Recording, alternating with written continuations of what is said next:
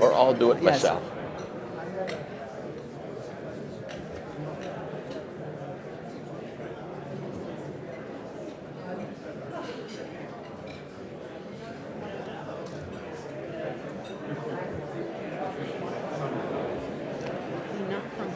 As well. Oh, actually, I was surprised. The latest one, 50 people were in there, and I was the only one who wasn't from Portland. I was very proud of that. Yeah, they were top 50. You were on the cover? I missed that. Yeah, I was in 2007, a long really time great. ago.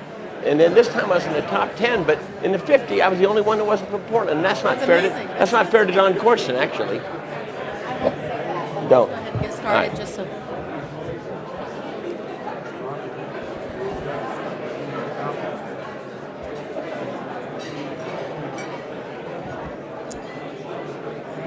Good morning, folks. Let's go ahead and get started this morning. We've got our keynote speakers.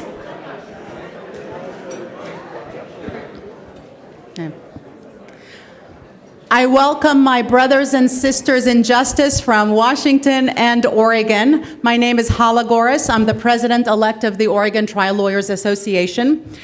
Today, we have two great keynote speakers this morning. Before we get to the keynote speakers, I would like to thank our convention sponsors. We've had quite a few convention sponsors at the silver level. These are folks who are stepping up to help new lawyers afford this great experience. Starting with Oregon folks Dick Adams, Kelly Anderson, the Barton Law Firm, Brooks Cooper, Keith Dozier, the law firm of Dwyer Williams Potter, Christopher Hill, and the law firm of Pickett Dummigan, LLP. Please help me thank them by a round of applause.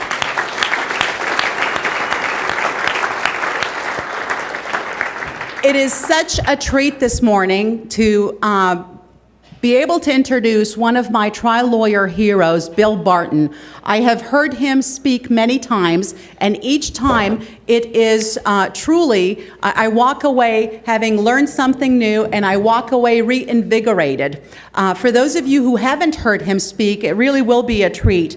Mr. Barton's going to speak on two topics, 5 different kinds of cross-exam, and we lawyers do affect jury decisions. However, it's not how you think. Strategies that positively impact the psychology of jury decision making. I don't think he could have made it any longer than that. I had a long piece of paper to talk about all the great things that Bill Barton has done. He's asked me not to do that. So I'm just going to focus on the fact that he has been listed in Best Lawyers in America in 3 different categories. He has tried more than 500 jury trials. He's been on the cover of Super Lawyer, regular top 10 listing, and he's the only one in the top 50 not from Portland. He's also served as pro tem judge for 10 years. Please help me welcome Bill Barton. Thank you.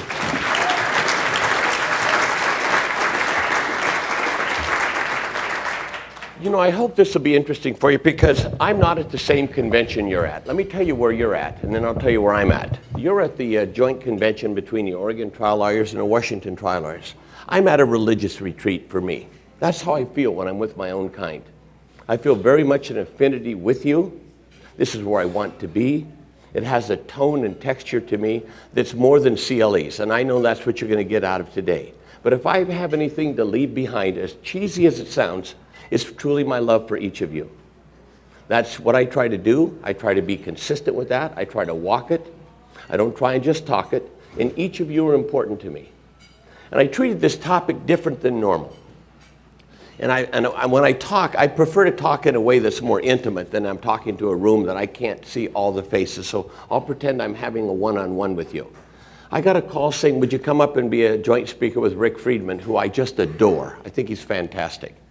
And they said, well, and I said, actually, I didn't think I could do it. I looked at my calendar and they said, well, Rick says he really wants to speak with you. And where's Rick today, of course?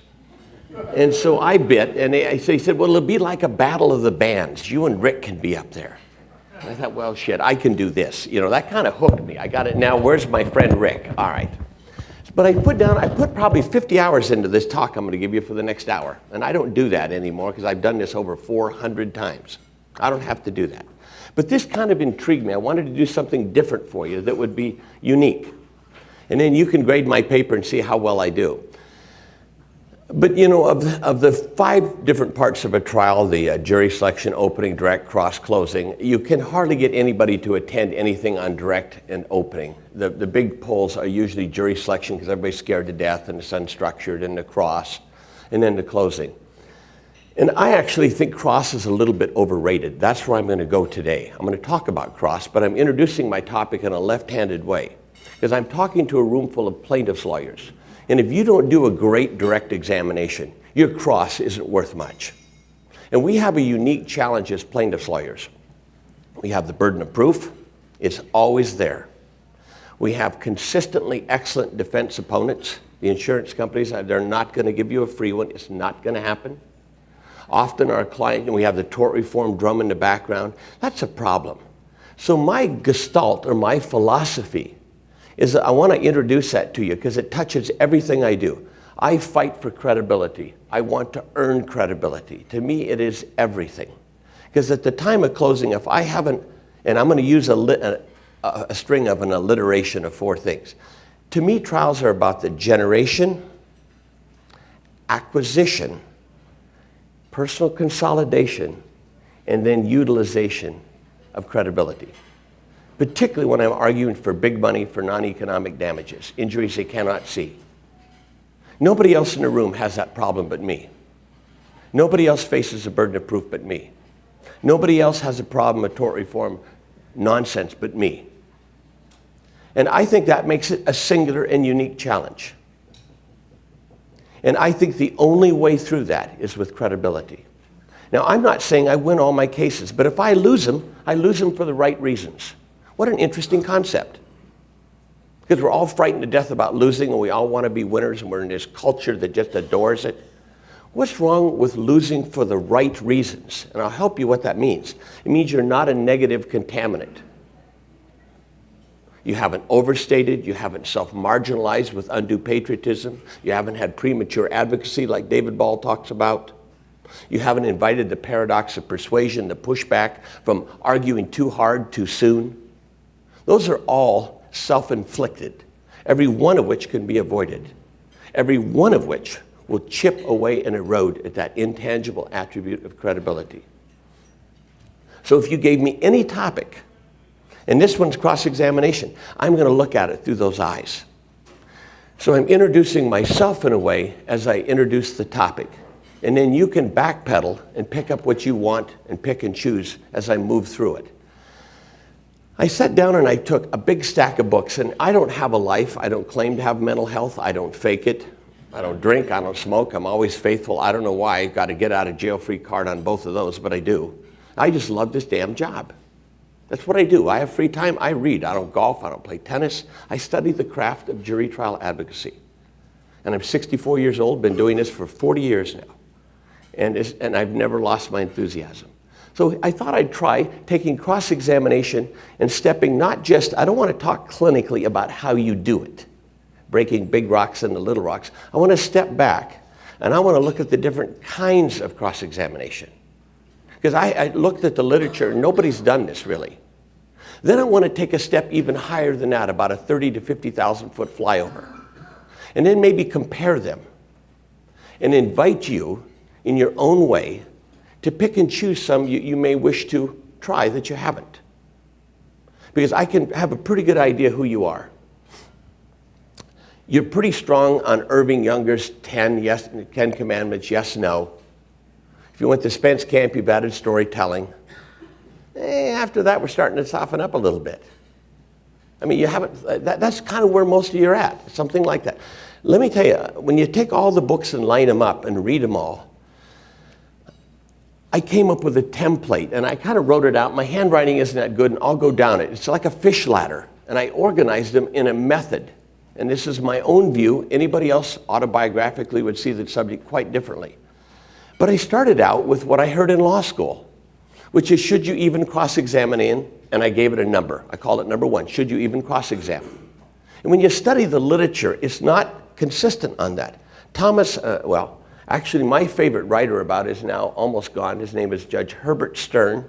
He wrote Trying Cases to Win. It's a 5-volume set. Last edition came out in '83, and I consider it to be a seminal work. The guy had a pugnacious intellect. He wasn't frightened of being politically correct or anything else, and he said it like he saw it.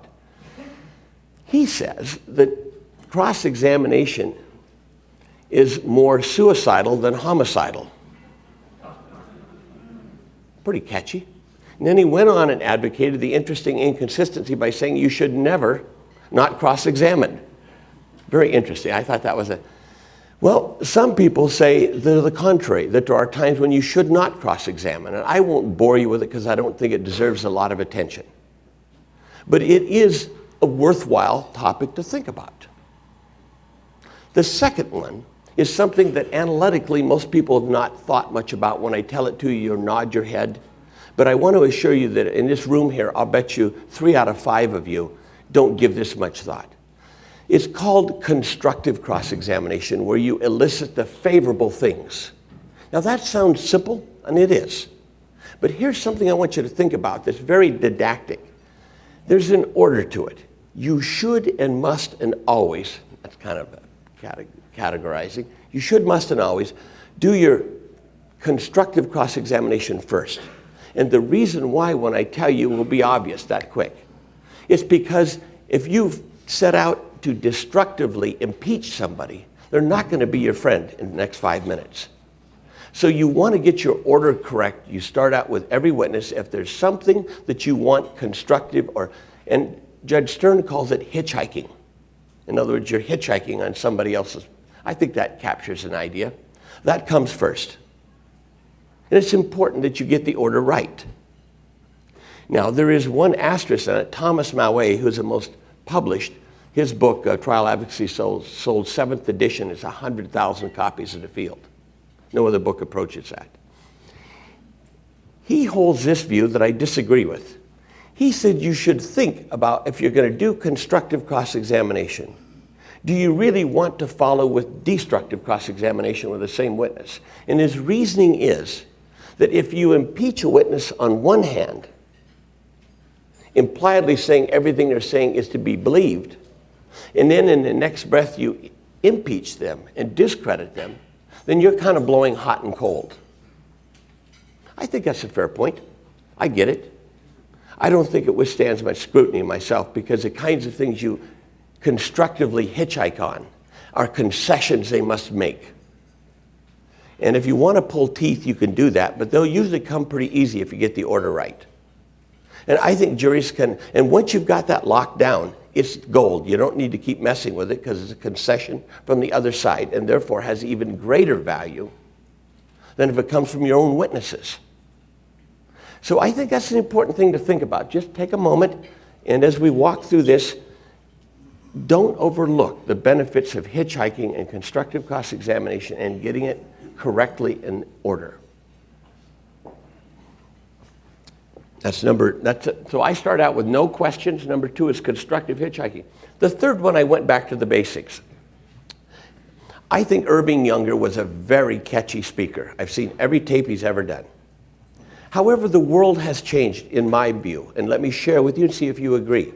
When Irving first published in the late 60s, Wellman's The Art of Cross-Examination was the only thing out there, and then there was Greenleaf and there was Appelman, but none of them had any systemic qualities to them. They were highly anecdotal and had virtually no value for teaching. Irving was the first one to kind of canonize with a catchy 10 Commandments. And he was such a good speaker at a platform that he kind of brought some sense of order to an otherwise chaotic topic. Here's the problem. When Irving started in the late 60s and early 70s, and I became a lawyer in 72, all the judges were the same. They were old and white and male. And they were in the 7th innings of an otherwise outstanding career. And they really did know the shit. They did. They knew how to cross-examine. They knew how to hold a witness down. They knew exactly how to maintain witness control. That's not so true anymore. And I say this with all respect and affection, and I've given this lecture in part to judges before. When you accede to the bench, your view of the world, your epistemology, is you rarely will give anybody else more witness control than you are able to accrue as a practitioner, because you personify reasonableness. And I want to throw some things in here that are counterintuitive, that you will think incorrectly on. You know, it does seem fair to jurors that people should be allowed to explain their answers. That may be shocking to you, but I can assure you every juror there thinks it's only fair that a witness should be allowed to explain their answer. That is not what Irving's 10 Commandments are about, particularly rule number 7, which says, do not let the witness explain. So there's a tension already built in here that's not well thought out, I think. Particularly when it collides with my philosophy of wanting to be the most credible person in the room. And here's what happens. When you get really good at the 10 Commandments, here's what you look like. You look like you're pretty damn sharp. You're pretty clever. And you're only interested in your slice of the truth. You're not, the oath is the whole truth. That's not the oath you want that witness to answer, is it? You only want that witness to answer your slice of the truth. And I don't like that when it doesn't feel right to me textually as an advocate. It just, I get it. I get all the 10 Commandments, I can do them. But I've kind of walked away from them a little bit because I think they're too strident. And they are the backbone to criminal defense. I want to pause for a second here and move sideways. I get to brag for just a second or two here. I'm one of the few lawyers in the room that's probably, I think, equally competent in criminal defense and civil. I'm one of the best lawyers in America in both. And I've done a lot of high-end criminal defense, murder cases and insanity defense. I really enjoy it. However, it is a different skill set, and I want to be specific so you can disagree with me. And I came upon this when I became a pro tem judge. The cross-examination in the criminal arena is incredibly robust because you have structurally embedded targets. Everybody that comes up and takes a stand has got tattoos on it. And you know what else is on their knuckles? They got prior convictions. They got a reason to lie to get out of it. Most of their buddies on an alibi defense look about the same. Maybe you get an extreme emotional distress or something, but by and large, you want to keep the defendant off the stand in the big high-end cases. They're too big a target. Spence never puts his people on the stand, and I tend to agree with that. So there is virtually no direct examination that's ever learned in the criminal arena from either side of that table. Putting a cop on as a prosecutor, you may gain a lot of experience, but here's what you learned. What happened next? And you got a trained guy up there in a uniform that just reads his report. You don't learn how to do a world-class direct examination when it's interesting and compelling that will survive the assault of the 12 doctors coming down from Pill Hill in about 2 days. It won't survive it. Average will not pack it. An average direct will not pack it in high-end civil cases. You will not be around. The market will drive you out. And you cannot and will not learn that fabulous direct in the criminal arena. It won't happen. That's pretty bold. I'm making categorical statements to ask you to think about it. So, where you end up is dictated by where you begin. If you arose in the criminal arena, cross-examination is at its very best in the criminal arena. It's very pugilistic. It's very hard-hitting. Everybody's after everybody at their throats and call them a liar. And they're fair game. If a cop fudges, he's fair game. So the vitality, the texture across in the criminal arena is far more robust. When you move to the civil arena, expert witnesses excluded, it changes dramatically. It gets a lot softer. I can assure you that if you're heavy-handed with a little old lady, your ass is out of here. That does not work. And it's very hard to shift gears when you were born in one place and you kind of siloed and rose up and became very good. It's very hard. And here's, I have an apt phrase that I think captures it with a smile. You compare cross-examination in the criminal arena with the civil. In the cross, we just body blow them. We break ribs. We just punch. We just pound on them. You come over to the civil arena for non-experts. We bleed them to death, but we do it with 1,000 paper cuts. Frankly, it's more deft. It's more subtle. You cannot be as heavy-handed. And a lot of my friends from the criminal arena, one, never learned to do a great direct, and it's not their fault. It's not required. They rely too much on a cross-examination, which will not do it in the civil arena. You cannot do that. It will not work. You will not survive and you will not excel. And then when you do come over for cross-examination, you bring those heavy body blows too indiscriminately. It's far more subtle. So I want you to think about that. And I actually came upon those insights when I was pro tem judging. I mean, I would never have known that if I wouldn't have sat between the flags and just had a chance to watch this. So it's something for you to think about. So here's a speech on cross-examination, speaking in praise of direct, actually. And I want to finish one point there. The reason why you really don't believe me and you will not go out and invest the amount of time you need to in direct examination, and you unduly weight it in favor of cross, is because when cross goes south, you look like shit and you think people are laughing at you. When direct goes south, you can blame the witness. You're not as vulnerable on direct examination, even though it's far more important. So it really isn't about the case, it's about your fears and insecurities and not wanting to look stupid. And so really you overinvest in that one side, which in the civil arena has a lesser return on investment. Now I'm not minimizing it, because I've read all the books on it, and Frank Posey used to say you can't get a big verdict without great cross. I've read them all, and that's true, but you ain't even gonna have a chance without a really good direct. So those are just some thoughts I want you to think about.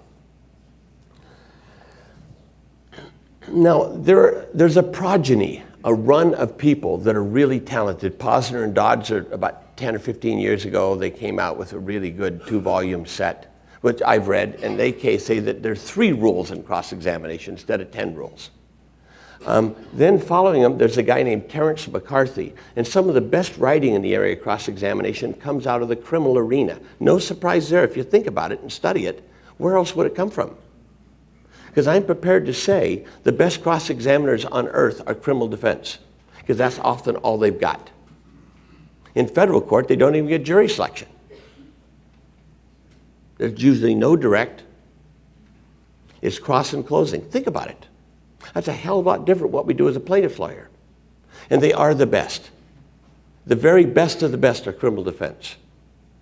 But right after that, there's a big logjam for the plaintiff's bar, I think, and more properly, the civil defense lawyers, the insurance defense lawyers. They get very good at this.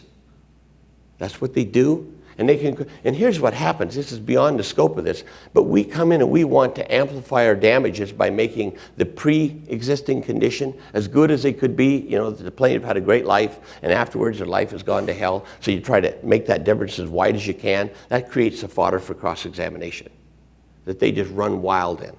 They're not as talented as they think they are. We kind of self-inflict by stretching those corners, when you really don't need to do that because you're forfeiting credibility. Credibility is not found at the edges of anything. Let me try that again. Credibility is not found at the edges of anything. You don't want to go there. But your instincts as an advocate are to go there. And you may win a nickel, but you're going to lose $1. Now, this is some of my philosophy leaking in here. Okay, so I've talked a little bit about Posner and Dodds. I think they're just another iteration for this generation, and each generation has a new voice.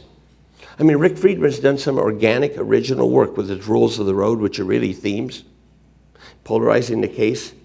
I think he just gave something that's been around for a while a new name, but it's his. This generation is his. Harry Philo, who was the senior partner of Linda Miller Atkinson, who'll follow me, was just, I think, an icon, just a titan. And products liability literally belonged to him nationally, in my mind, in many ways. So each generation comes along. We don't rediscover very much. We just rename it.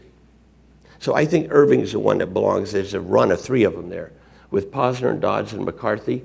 Now, the interesting thing about McCarthy, and I call these all yes-no, they're control lawyers. They're designed like rule number 7, don't let the witness explain. McCarthy has a different look on it that I find fascinating. He says these yes-no Irving Younger questions, the real purpose, particularly the longer the trial goes, is to look good. Nobody can remember exactly who said what anyway 3 weeks ago. So it's the impressions you're after. And at first I found that somewhat intellectually offensive, but the more I thought about it, the more it wore well with me. And he makes another statement that seemed even more correct. You cannot look bad and make a witness look worse and gain. So in other words, if you're in a fight with somebody and you think you won it, that's not likely, because you've already lost control if you're in a fight.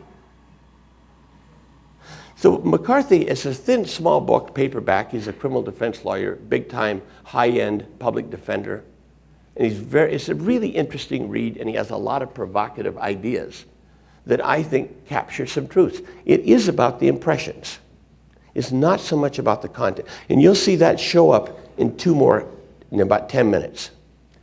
So I've tried to honor the yes, no. I don't particularly care for it that much. Besides that, good defense lawyers will just clean it up. When their chance for redirect comes, they know exactly what you're doing. They're going to bring it out. And I frankly don't like how it makes me feel. I can just say it that way. I want to be a true-speaking, credible lawyer that's the juror's guide, rather than a sharp, clever lawyer. And unwittingly, you fall into that trap the more skilled you get with that. It doesn't mean you're more credible, it just means you're more competent, and they're not the same thing. They're actually, if you study economics, J-curves. And to be colloquial about it, like a Shar-Pei puppy can be so ugly, pretty soon it becomes cute. There are 2 curves in this that are very interesting. You can be such a shitty lawyer that the jury feels sorry for you, and they actually begin advocating for your client. That can happen. So I want to honor that. I don't want to make fun of that, because I believe it's true. You can be so bad, you become good. I don't think that's exactly where you want to go. The other side is equally true. You can become so good that you look slick. You know, you wouldn't think too much about that. And it's easy when you have an ego the size of mine, which is huge, and I plead guilty. That's a constant enemy of mine, is my ego. And I study this stuff, and I get pretty good at it. And it isn't that I want to show off. I know better than that. Because when it's about me, that's not good lawyering. I want to make one comment on that point.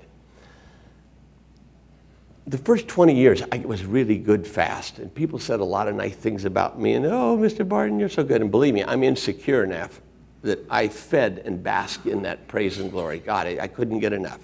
It was just like honey to my ears. But after about 25 years, I quit getting compliments. And I really couldn't figure it out, because I missed them so badly. If I'm not pleading guilty in front of you, I don't know what more I have to do. And what I found was, what you'll see the next topic that I'm going to get into, when it's about me, it's not good lawyering. When what the jury remembers me is me, I have not done a good job. And I'm happy to tell you I don't expect to get any more compliments for the rest of my career, because that is not a compliment. It's oxymoronic. When people come up to you and say how great you are, no. You should be one step removed. They should see, like the wind, your effects, but you should be largely invisible. That's really excellent lawyering. In fact, here's the ultimate compliment. Any idiot could have won that case. Fabulous lawyering. Isn't that interesting? It's too damn bad they even had to hire that guy. It's getting better. That is fabulous lawyering. And believe me, I die and wither emotionally in the face of those things, because I really want to hear about how fucking great I am. But it's a dead-end street, and until you can overcome that and see your way through it, you're doomed, just like a lot of us are. But I've had therapy, and I'm very upfront about that, and it's been very helpful, and I'm loved, and that helps too. So I'm not quite the barren wasteland I used to be. But moving on. But I want you to think about that. Don't fight for those compliments. They are not compliments. It's more about you needing them and behaving in a manner that garners them than excellent lawyering. Any idiot could have won it. That's your goal. Now, the next one, I made up this word. I call it chaos. And I don't know. Everybody on the circuit's teaching it now, and it's pretty standard stuff, and it's where basically a witness will not answer your question. And they go on, and like, isn't it true, doctor, that you saw my client 2 years and 1 month after the accident, one time on one day for an hour and 10 minutes, and most of that was spent with your nurse taking a history and physical, and she was way, something like that. It's some simple bonehead type.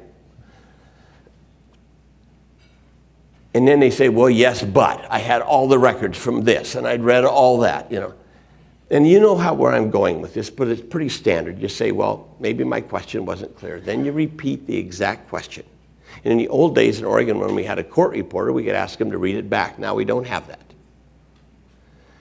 And then they go on with their answer again. It's a variation on a theme. It happens. And by the way, that becomes relevant now because more younger judges, particularly those that come out of the Dom Rel side, if you ever sit in and do a Dom Rel case as a judge, hell, you want everybody to explain their answers. There's no jury. It just shortens it up. Why in the hell should I waste everybody's time sitting there for an hour and 15 minutes when we get to the meat of this in 20 minutes? So it's very interesting. You can be very experienced in the courtroom, but not really back us up when we want witness control.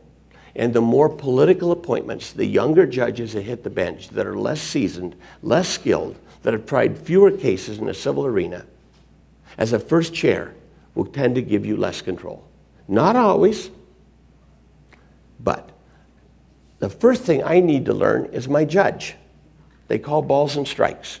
And there are 3 or 4 questions you need to answer before you can make your choices here. And it goes something like this. The first thing is, do they let witnesses explain their answer? Some do, some don't. And the closer you get to 5 o'clock, the answer is liable to be yes. You can figure that out. But that's the threshold. The second one is, how wide is 403? 401 is relevant, 403 discretionary. Because some judges view themselves as gatekeepers, and they're going to just sit right there, and half the crap ain't coming in. Some of them just sit back and let a jury shake it out.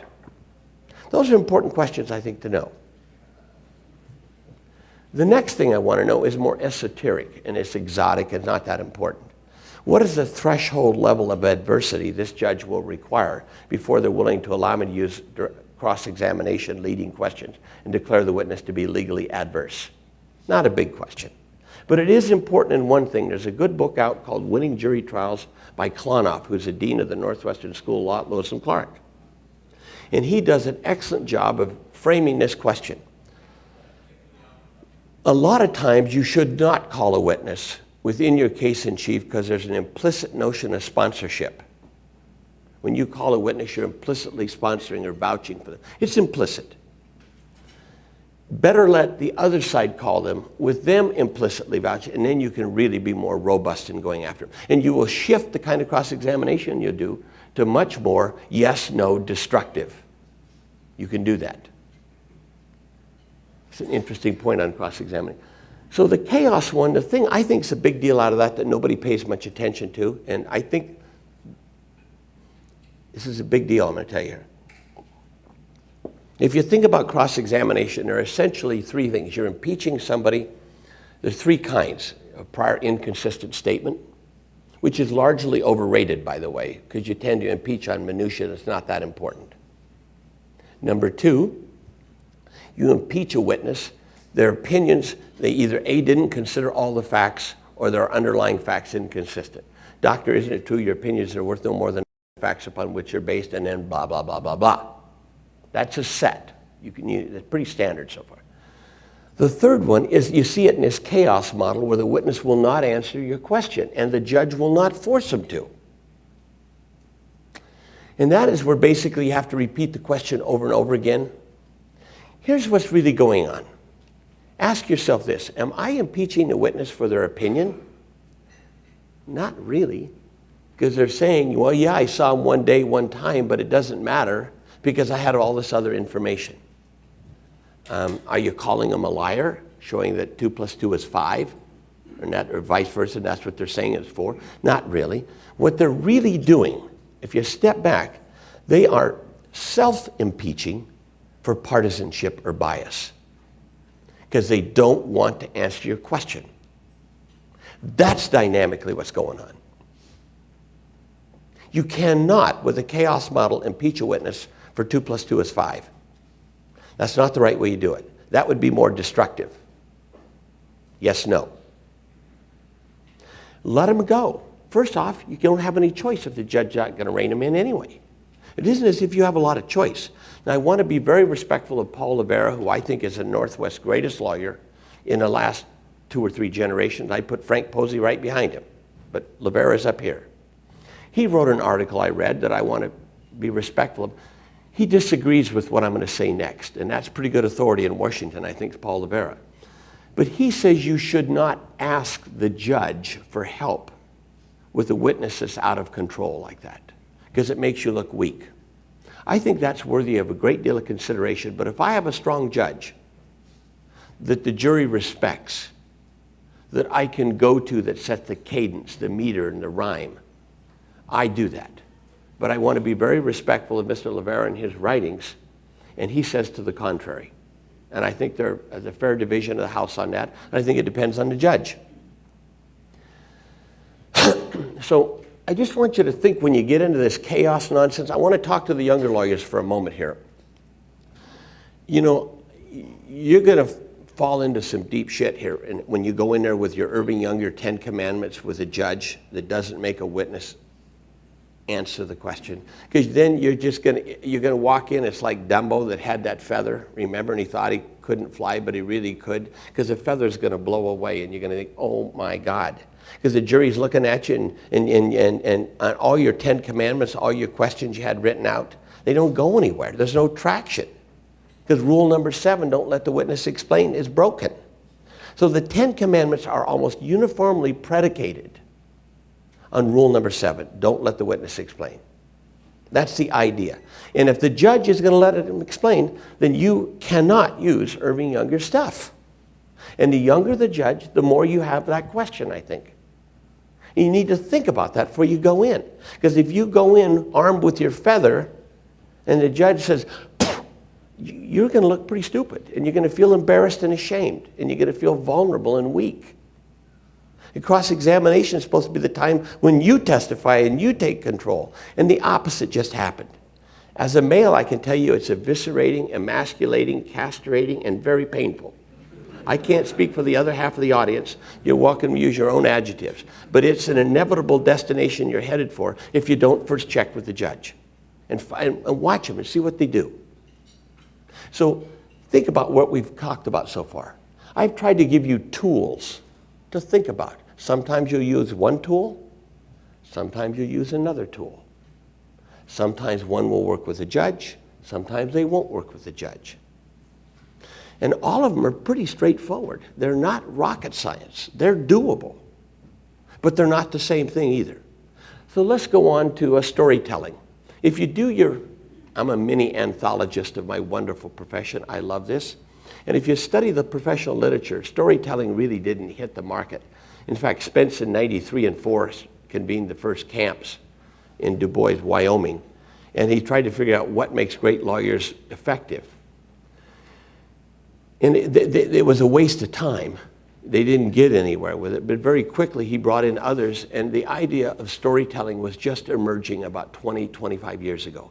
Just showing up. People like Jim Perdue now winning with stories out of Texas. Very much in vogue. Spence storytelling is very much a part of the literature, but it was not in the 80s. I can assure you of that. Check the professional literature. There's nothing in there about storytelling. It shows up in the early 90s, just a whisper. And then with psychodrama, Spence really kind of kicked it in the pants and it went into high gear. And I want to talk about storytelling. And the interesting thing about storytelling is you don't care what the answer is, because you're testifying about your story. Isn't that interesting? You don't care what the answer is. Now there's a twist on that. When you use psychodrama, and it's beyond the scope of this topic, but I want to put in a plug for the Spence Camp.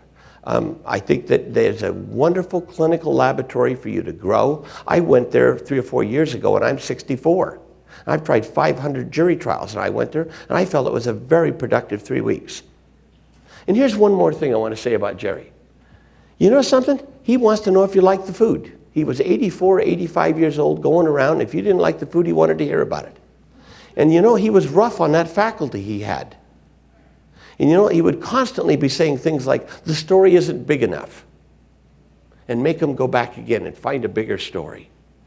So he's not just resting on his laurels, but it's a great place. I urge you to consider it. Storytelling. And I want to give you a clinical example of what you could pick up out of that. Here's a good example of storytelling using psychodrama. And I am not trying to pretend that I'm an expert in it, but I can do this with some skill. If you were to cross-examine a snitch in a criminal case, well, you know, you just go after him, you know, on one day you said this, then after you got the deal, you changed it to this, and therefore you're not to be believed because we're impeaching you for bias, and now that's the whole idea, and you just snarl and you go after him. It's very robust, classically criminal. How about this? What's your name? Jim Downs. How old are you, Jim? I'm 41. Jim, since you were 20 years old, in the last 21 years, how many years have you been behind bars? 18. So 18 of the 21 years, you've been behind bars. How many kids do you have? I have 2 boys. What are their names? Benjamin and Larry. No, I want to know their nicknames, Father. Pookie and Boo. Do you love your sons? I do. How old are they? 7 and 9. How many of their birthdays have you attended, Father? I can't hear you. Do you love your sons? Tell me about it. How's the food in prison? Do you hear men cry at night?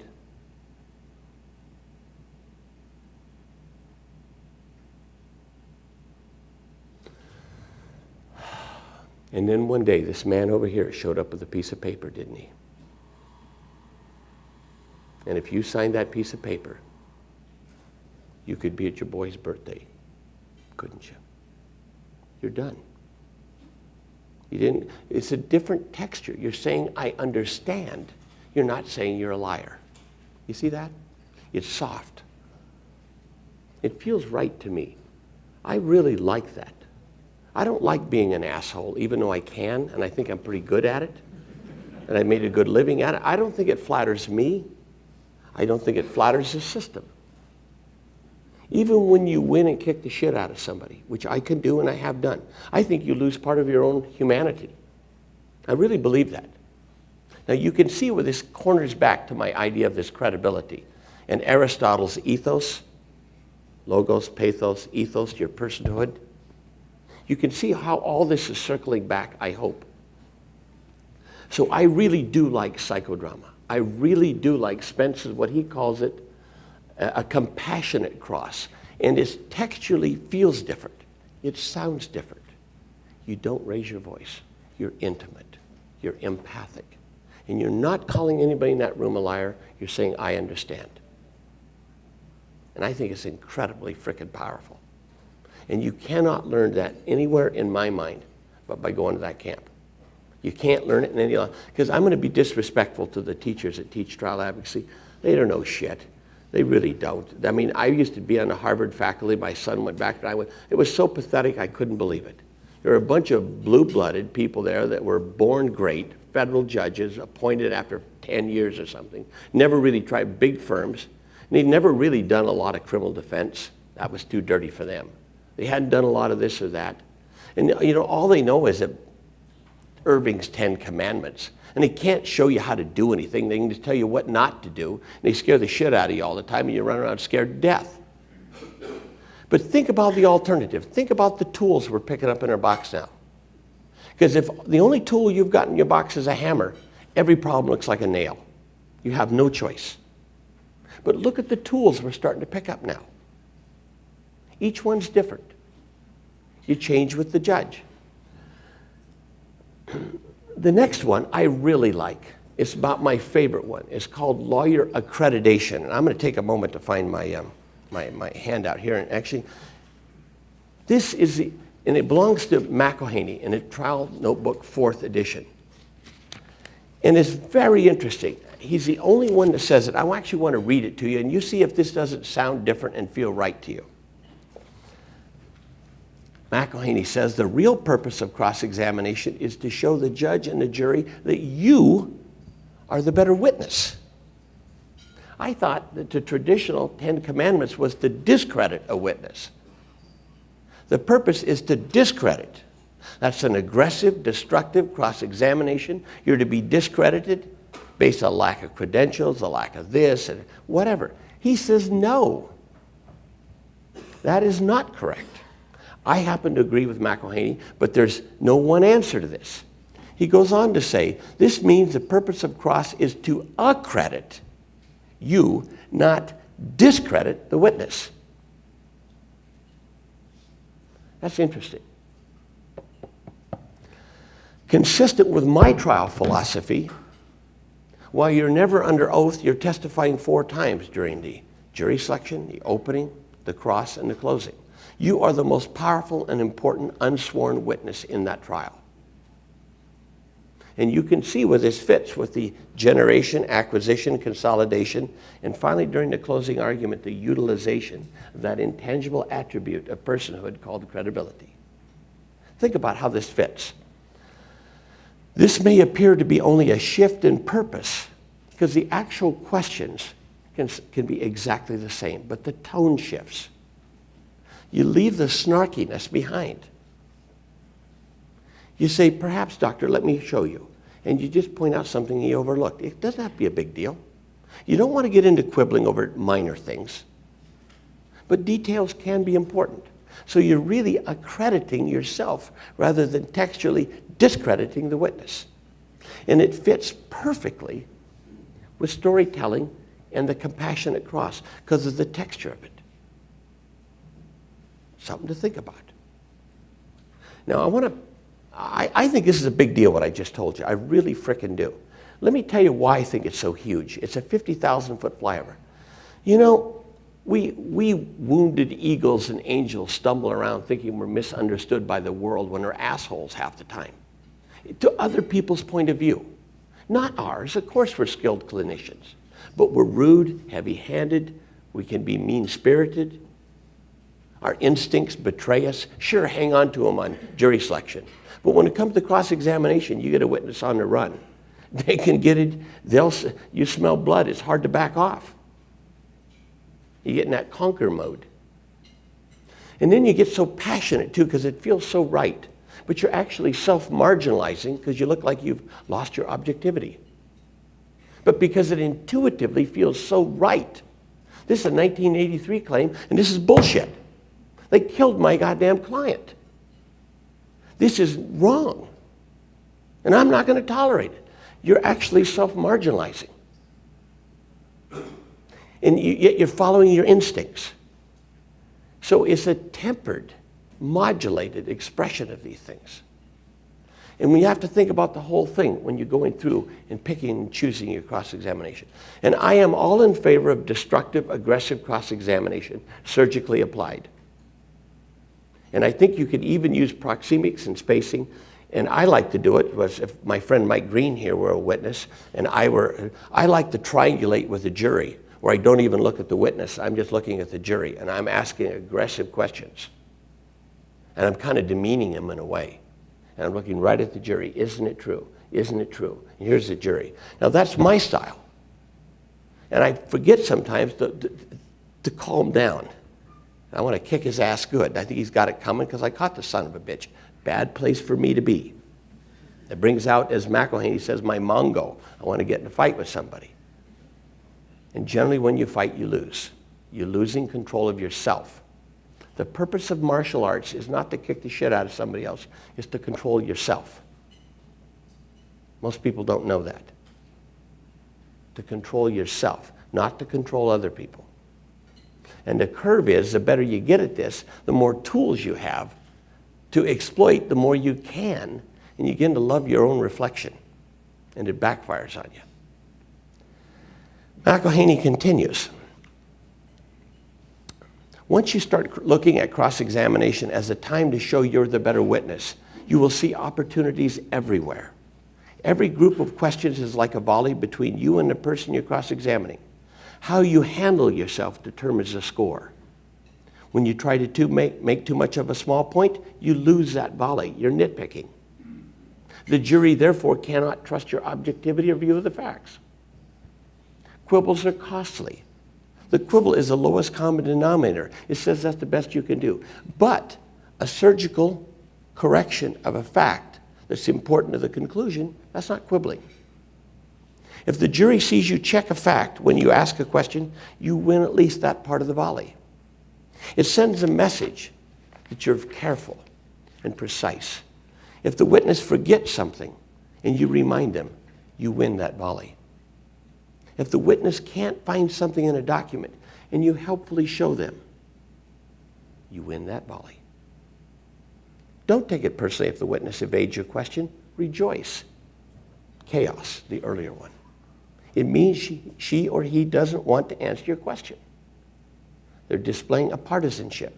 And it gives you the chance to show to the jury that, Dr. Maxwell, is there some reason why you don't want to tell us whether or not you did that test?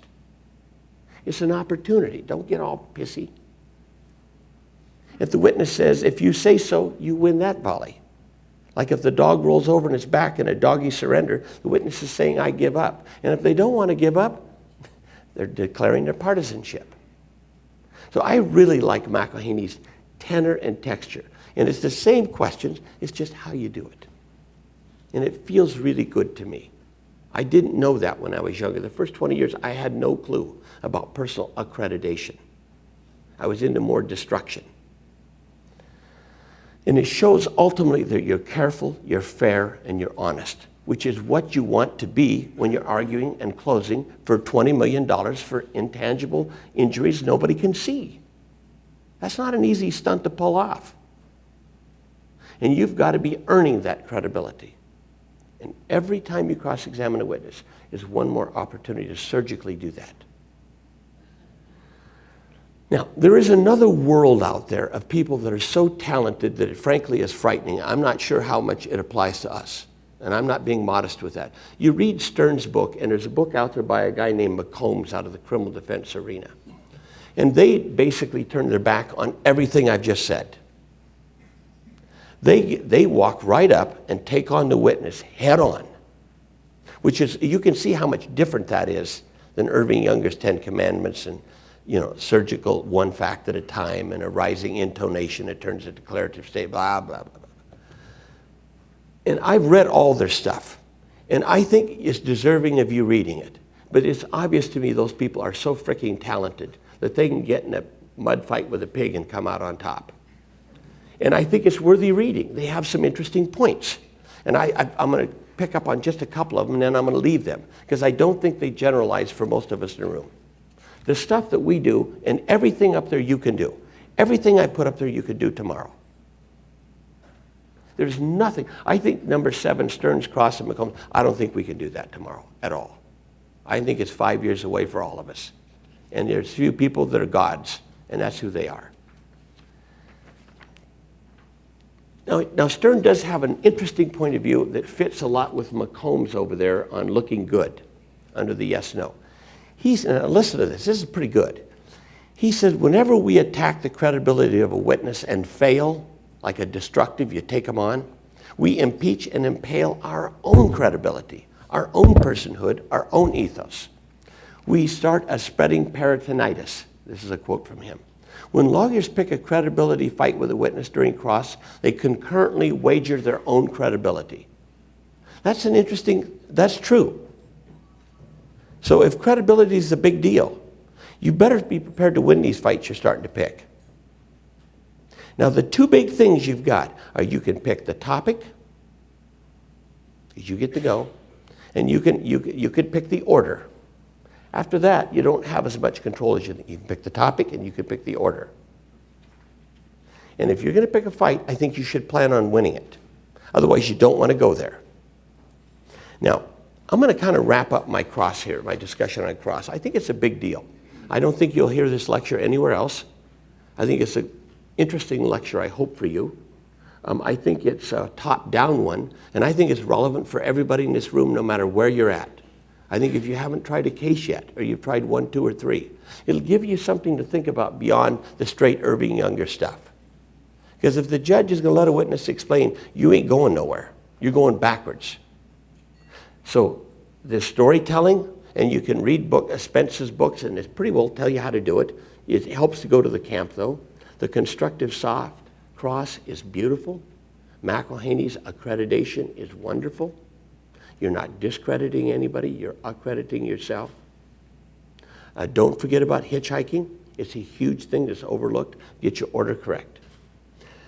Now, that's my pitch. I've got about another 8 minutes, okay? I wanted to work my way through that. I think that's a big deal, and I think it's incredibly relevant for each of you in here, no matter where you're at. And don't miss reading Herbert Stern and McCombs. They are giants. They're fabulous. We can learn from them. But if you plan on being them tomorrow, I think we're all in for a rude awakening, and I just read them for the fun of it. But I think I learned a little. Now, let me shift gears for a second. My next topic was, which obviously I'm going to come up a little short on because I'm going to give up 5 minutes to the next speaker, is because I don't have a life, and I've told you that, and I don't have mental health, I sit around reading all the time about this wonderful job. And I was so interested when I read about all these jury consultants and all these writers and the body of literature, and I put the 5 best articles I could find in there. There's a bunch of other shit out there, frankly, where they do examination of college students or something that's not relevant. I ignored all those studies. I tried to find only the ones that I had some rigor to them, that dealt with real jurors in real cases that I thought and were done well, and I could only find 5 of them. So I honor the fact there's others out there, but I don't think they're worth discussion. And out of the 5 of them, and I listed them in the bibliography, they come up with a dramatically different conclusion than what every speaker here says implicitly, that we're a big deal and we make a difference. They say we don't make that big a difference. So how do you reconcile that? Is it my vanity that causes me to think that I can tell you things that make a difference when all the jury consultants, or at least the writers, and check it out, say we don't? When you put your lawyer glasses on, here's what you find. The studies, when they do the juror reporting, are at the end of the case. And there's a heuristic that happens. That's a shortcut in your thinking, where the side that you think should win, you cannot self-marginalize and admit that somebody else persuaded you or convinced you. Because that's the paradox of persuasion. You will defend your own ideas, in other words. You will not willingly embrace somebody else's ideas. So what happens is it proves the power of the story. The story that we saw show up with Spence's stuff, showed up in the 90s. Because there are 3 stories: the plaintiff story, the defendant story, and the jury story. You do not want to tell the plaintiff story. And I want to go out on a limb here and be aggressive on this point, to force you into thinking about something. If you are humanistic and you're an ideologue or you're a doctrinaire, and this job means everything to you, and you came here to make a difference in the world and promote social change, the best way to do it is by telling the jury the story they want to hear, and stay the hell away from your client's story. Humanistically, you are attracted to it. It seems cathartic. It seems right. It seems intuitively correct. But a lot of that shit is called whining to a jury. It is not good stuff. It's not forensically good. It belongs in therapy. And I'm not speaking against it. But you're not their therapist, you're their lawyer. And you don't manage transference and countertransference very well, which are your feelings back, your unresolved developmental issues to save the world. That's half of us in here. It's me. I don't have a God or a religion. This job is my religion. It gives meaning to my life. I want to save the world.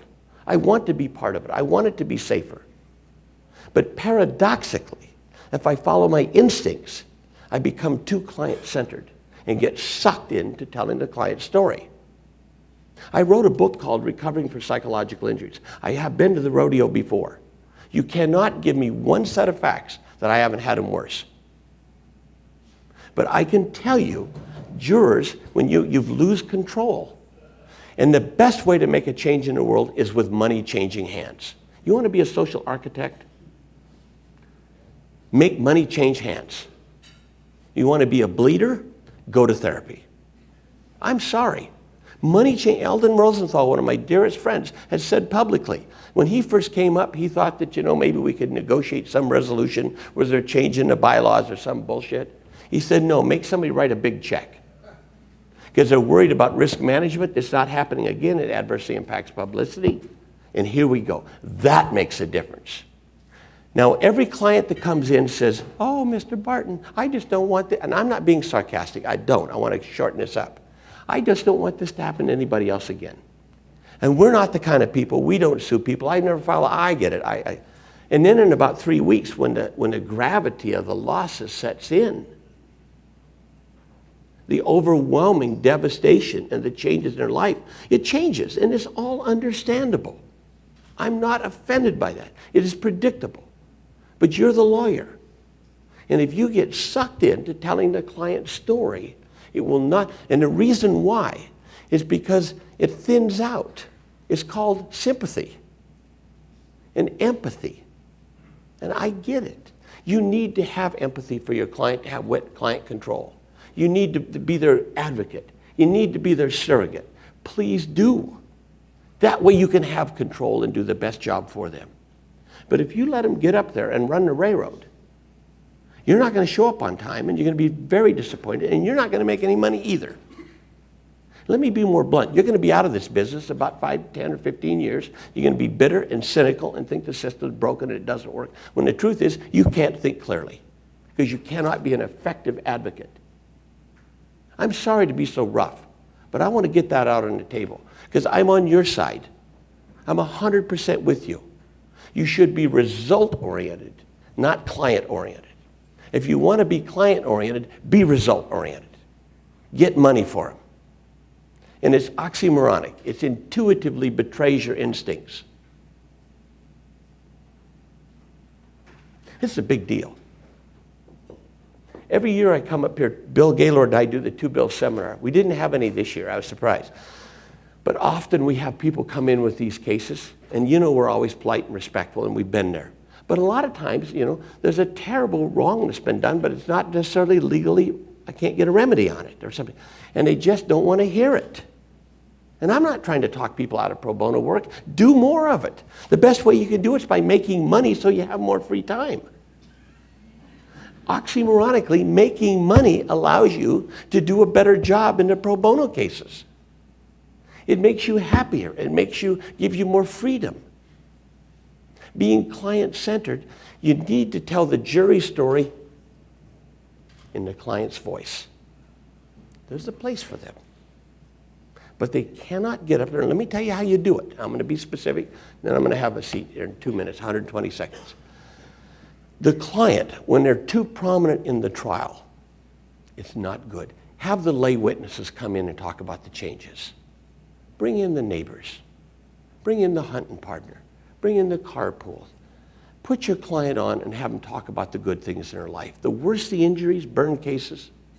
Jurors don't want to hear how burnt you are. They want to hear about your attitude and your courage and your fortitude, your character, and how the glass is half full. That's their story they want to hear. They don't want to hear the glass is half empty. That's obvious. And you get sucked into that shit, and you're not going to do a good job. Sure, you'll get $2 or $3 million instead of 5 or 6. I just want you to, I've been very aggressive, I've been very dogmatic, and I know this is unpopular, but I think it's something I need you to think about, because I want you to be around. I want you to be financially successful. The community's invested in you. You've invested in yourself. You have school loans. Please be a doctrinaire. Please be an ideologue. Please do pro bono. Please do more of it. But I want you to be smart and be result-oriented, and it's hard to do. How much? 10 minutes, 600 seconds. Wow, okay. I wanted to get that out. That's a little bit different and slightly off topic from how we make a difference. But it is the jury story, not your client's story. And that's counterintuitive. Give us another example. Sure. Any case dealing with where somebody comes in, and like Spence, I like going to the camp because he was so rough on his faculty. They'd come in, and I'm going to be cryptic and caustic and sarcastic to make a quick point. Somebody comes in and, oh my God, my world's falling apart and somebody done me wrong. And he'd listen to it and he said, that story isn't big enough. Where's the betrayal? It's a breach of a duty, it's mere negligence. What you do is you arrange your liability facts in an order so that the injustice is obvious. We do not know how to think about justice. If you and I were to sit down and bullshit over a cup of coffee, we were to talk about justice, we could spend all day, and it would be a contemplative, fascinating, interesting exercise. We are not hardwired to do that. We are hardwired to react to injustice. This is bullshit. This is wrong, and it cannot happen again. That's what we're wired to do, and that happens here, not here. So you need to get, that has nothing to do with the client. I'm only talking about liability.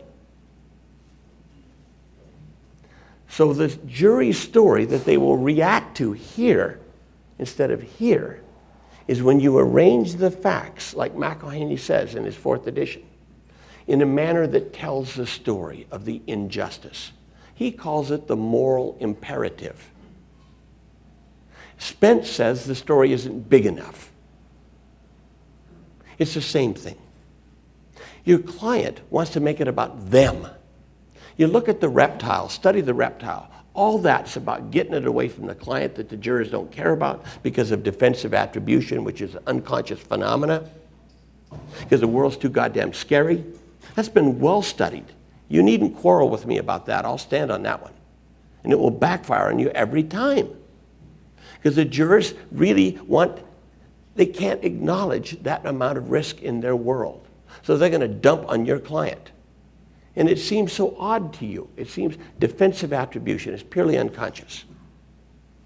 So you need, the reptile says, to reverse that and make it into a de facto class action where it's about the public good.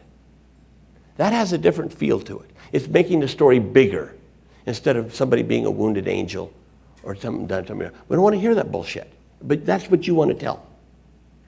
So you need to keep working until you find the right jury story, particularly civil rights cases, particularly consumer products cases. All those kinds of cases have that feel that could be seductive. And you need to turn it, and they're perfect for the reptile. They're perfect for de facto class actions. They're perfect for protecting the public good. But you can't stop short and get sidetracked with your client because it's too small, it's not big enough. Then liability will provoke damages. There's a lot of techniques that are beyond the scope of this moment. So I want you to think about that. That is a big, big deal. And that's completely consistent with all the literature out there, the reptile, Friedman's work, and all of them have gone on. Anybody have any questions you want to ask me? Because I don't need to keep going. You know, sure, you have your hand up, and I'll try and repeat your question. Why don't you stand up and speak loudly, and then we'll try and make sure the whole, and don't make it too goddamn hard on me, okay? Hey, Bill, can you repeat it for the camera, though? Pardon me? Can you repeat it? Yes, okay, go ahead. So my question is, how can you maintain the kind of credibility you want, which I feel is absolutely key in our environment, in a situation where you pick and choose medical records and only admit what you think is good for you, and the only way the bad stuff isn't coming in if the other guy is such an idiot that he can't figure it out. It's coming in. Don't you want to offer me all the Sure. inconsistent with your thing? Let me see if I can respect your question by repeating it back for the idea is, how about this whole credibility thing when we pick and choose the medical records we want to put in? And we're kind of parsing off part of the facts that's only advantageous to us and leaving out some that are not. Don't we look like a partisan? Am I capturing it? Okay. I think that's a fair question. Let me tell you how I actually do this. And I went to this, in July and August are crazy for me, but I went 3 weeks ago. Carl Mulling it was this Lummi Island or something north of Bellingham. It was great. He has this workshop I went up to for 3 days with him, and there was this kid, Nick Rowley from LA, that was just fabulous. But anyway, back to the point.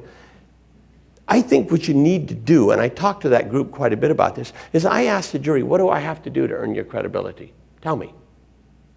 I'm a plaintiff's lawyer. Tell me. Give me my test, and here's what they're going to say. Shoot straight with me. If you make a mistake, say so. Don't blame your secretary. Something like that. And you know something? It puts it right out there front and center. And I like that. And at closing, I say, here's what you told me 3 weeks ago. I've tried my best. If I've fallen short, don't blame my client. You know where and you know, I don't mind maybe erring a little on the long side for bringing in stuff that doesn't matter. And there's an edge under the sponsorship theory by Klonoff, where some things, like maybe a prior abortion 20 years ago, that really isn't potentially too relevant, but it may have more of a downside. You want to set up the other side for bringing in shit that looks like they're trying to be ad hominem. So you have to be very strategic on how wide you're going to make that in the name of credibility. I like to use the as-is instruction, which under the Oregon rules is 70.06 for uniform civil jury instructions. And I have a whole lecture on Marvin Lewis's and Mo Levine's, the as-is. And it isn't what you take from them, it's what you leave them with. Who's lost more, the millionaire or the beggar? Each loses half. One's lost 500,000, but who's left with what? One's only left with 50 cents. That shifts it from a quantitative to a qualitative argument. Very powerful, very sentimental, very intrinsic. Poof. Very good stuff. Yeah. In defense of Paul Lavelle, the issue is one of impression.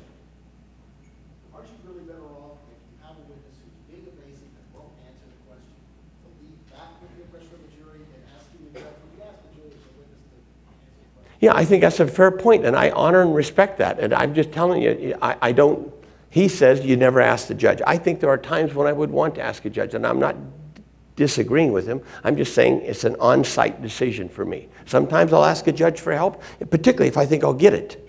Some judges won't give it to me, and I'm not going to ask for it. If you don't get it, haven't you just lost? Yeah, you bet. So I need to know the answer to that ahead of time.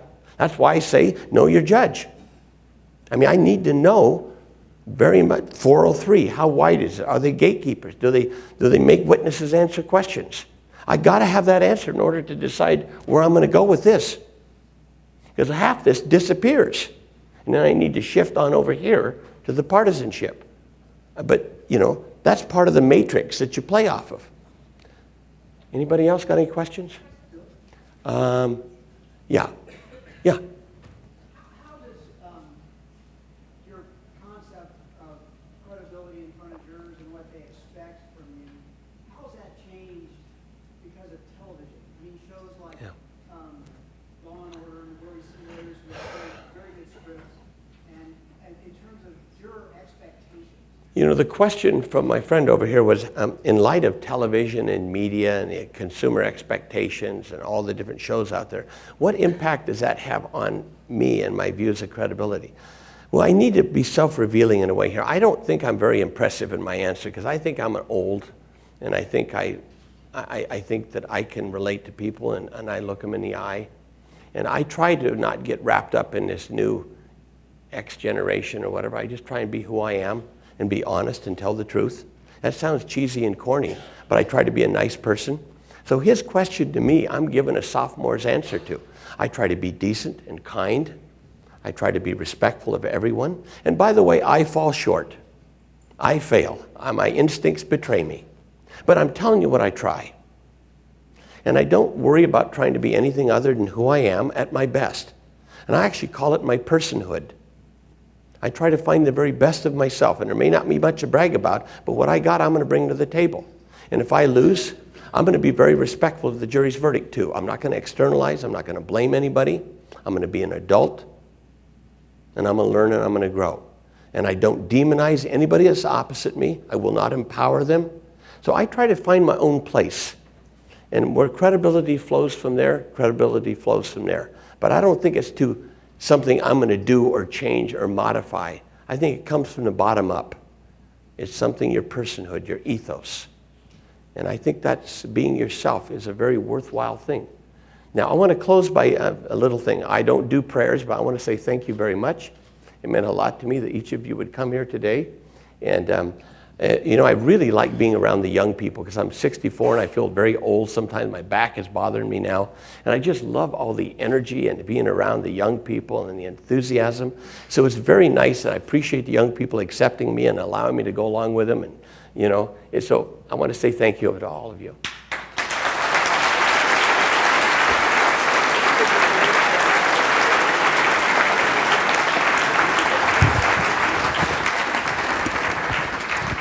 Thank you, Bill Barton. I'll tell you, you can see why for us Oregon lawyers, Bill Barton is a state treasure. We're going to spend the next 10 minutes with Mary Alice McClarty, current president of AAJ. She's going to talk to us about AAJ. She's partner in McClarty Pope LLP in Dallas, Texas. So I like to call her Mary Alice from Dallas. She's been a member of AAJ since 1984. She was appointed to the Board of Trustees, National College of Advocacy in 2009, and has been a faculty member of the Trial Advocacy College of Texas. She was the 1991 recipient of the George Woods NAACP Civil Rights Award, given in recognition of her pro bono work on a desegregation case. She is recipient of AAJ's 2009 and 2010 Distinguished Service Award, and she's also the recipient of the prestigious Louise Raggio Award presented by the Dallas Women's Bars Association for her significant contribution toward the advancement of women in the legal profession. Help me welcome Mary Alice from Dallas. Thank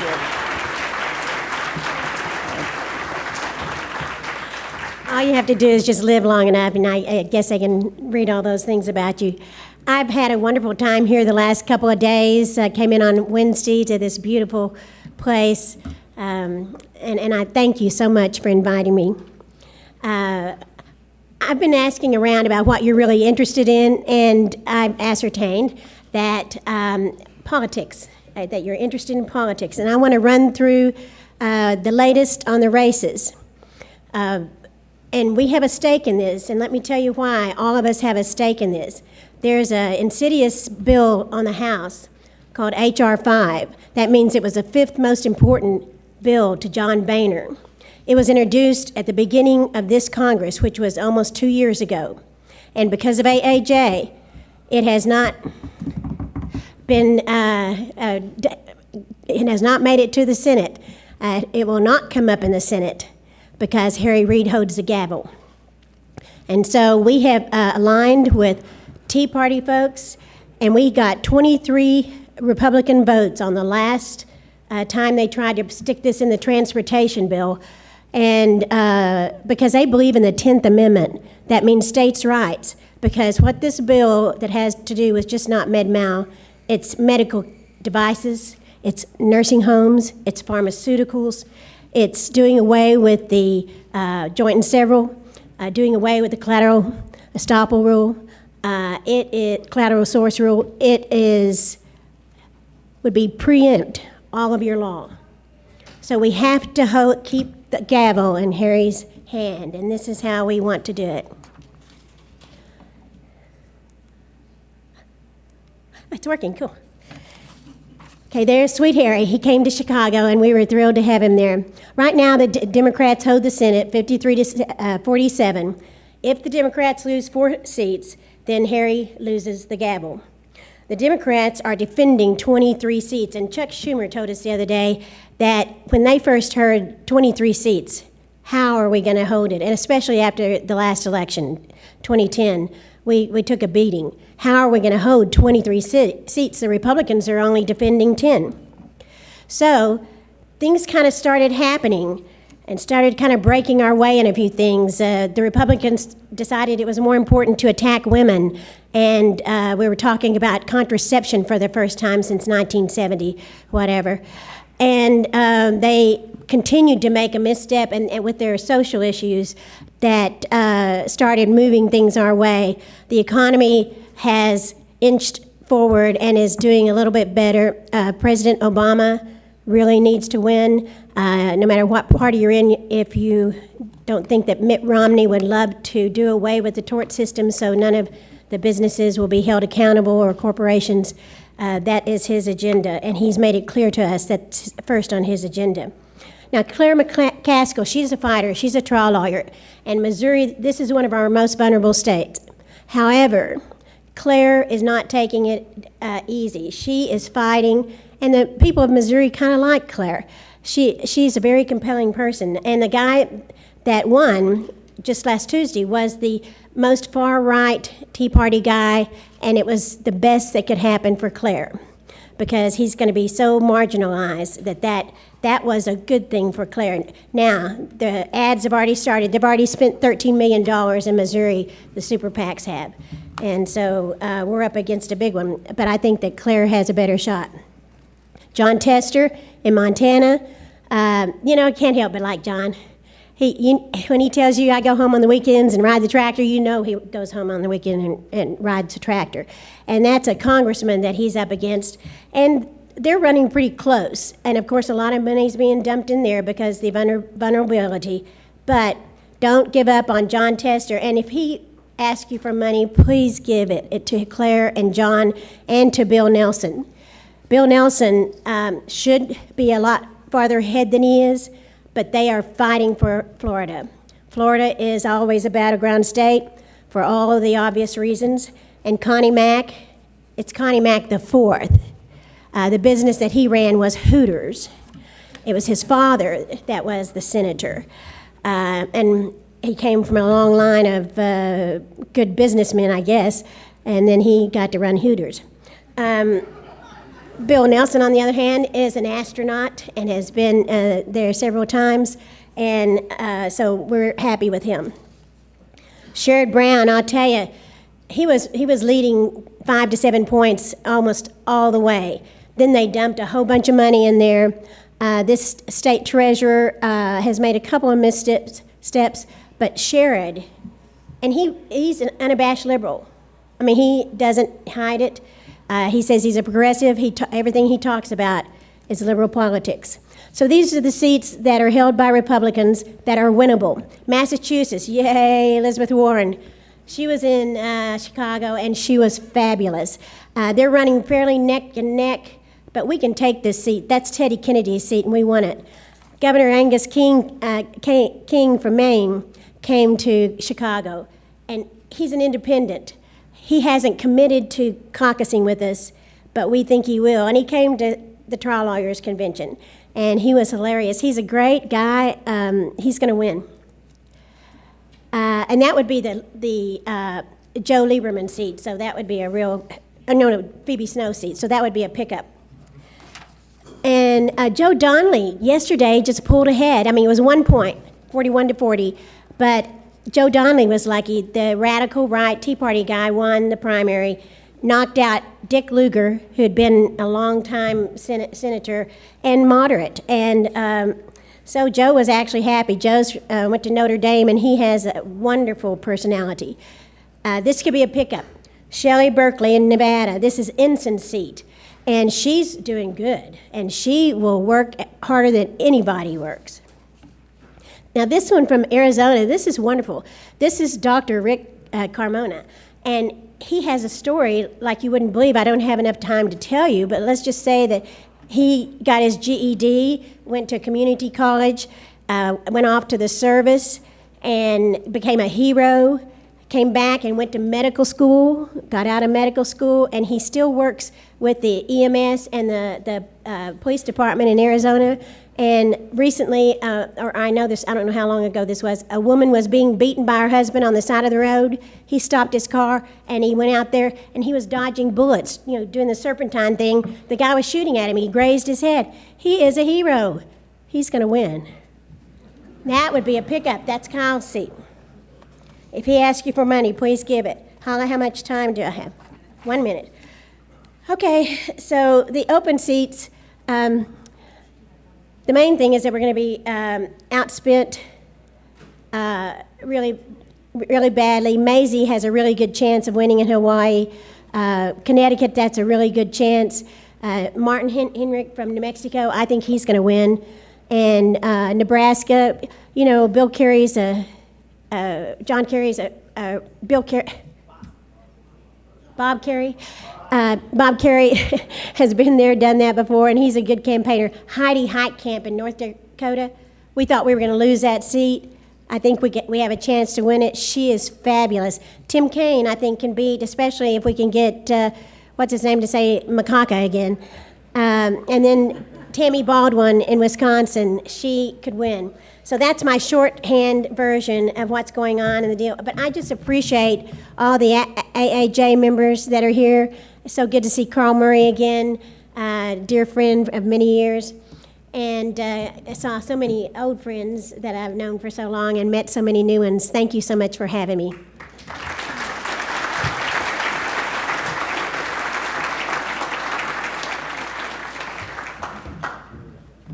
So I have 3 important announcements, folks. We're going to go ahead and take a 10-minute break after I make these announcements. Both organizations have their business meetings here in this room at 12:30. The room is going to be split in half. Oregonians are going to be on the left. I like that. My left. Washingtonians are going to be on the right. Oregon folks, please stick around for the board elections and the legislative update. Lunch will be provided at both meetings. After the lunch meetings, we're going to have the Barton Invitation Basketball Tournament. That's at 2:30 at the outdoor basketball courts at Dawson Park. Thank you, Ron Elzinga, for sponsoring this. And this is the last announcement, but it's really important because there's been a change in venue. So for those participating in the tennis social at 2:30, it will no longer be at Dawson Park. It's going to be at Cle Elum High School. So we'll take our 10-minute break and see you back shortly. Thank you.